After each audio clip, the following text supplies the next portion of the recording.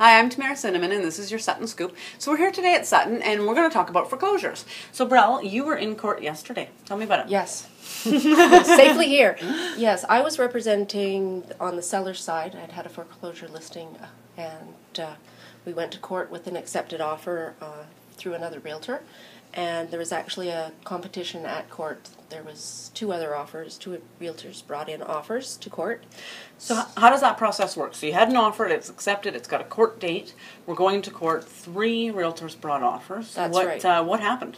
Well, we met with the lawyer who was representing the bank in this case and collected all the realtors together, determined that there was 2 other offers. The original buyer's realtor had a counter offer to be able to present. So each one of them had a sealed envelope, which was given to the lawyer, and when the case was called in court, then the lawyer does all the representation and says...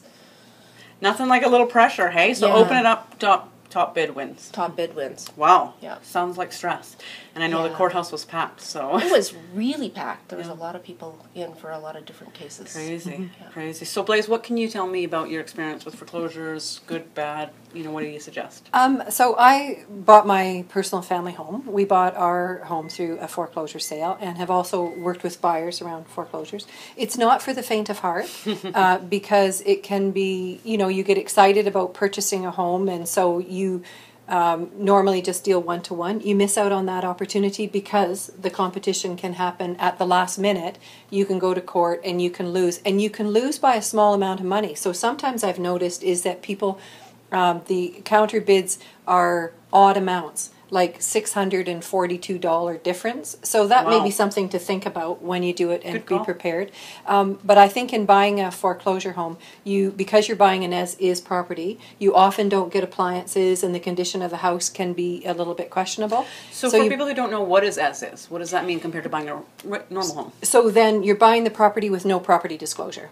So there isn't any guarantee or warranties. It is as you find it. So I think it's really important to do your research, to do a great home inspection, to really give thought to what that's going to mean. And if you have any concerns about easements or state of the house, make sure you do that work before you do it. The other piece is that you may also wait a long time before a decision is made. You might write the offer right away, and instead of having just a normal 2-week period for conditions, you might end up waiting. In one of my situations, the buyer waited 3 months, and then he lost by less than $1,000 and was very disappointed because he had been holding on. Well, and that happened in this case too, where the offer came in February 1st, and at court yesterday on the 24th of October, the original buyer was not successful. Yeah, okay. Very disappointed. You're hitting us in October already. We had a few months before that. April. You've been busy. You've been busy. On the other hand, though, you know what is appealing about foreclosures for the buyer is that sometimes you can get a great deal. Well, that's it, right? If you're the lucky person that goes in, gets accepted lower than, you know, where you think market value is, and no one else does show up, it can be good. Yeah, for sure. And right now we have more foreclosures, and I think that's related to the financing and the low deposits of a few years ago. So, you know, again, that comes down to what people are buying now. You want to make sure that you're buying at a good price and you've got good financing, so that a few years down the road you're not in that position. Sure. Now, Brell, I know you're the stats gal. I'm sure you have some stats on foreclosures for us. Currently in the North Okanagan, 80 foreclosures or court-ordered sales. 80.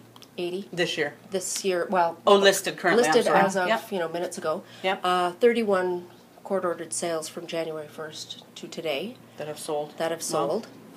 Of those, about half of them sold for the list price or above. Okay. So you would assume that those probably did either. Some of them would have gone into competition. That's an interesting stat. Yeah. Yeah. That half of them. Okay. And the highest was just more than 7% over list price. Okay.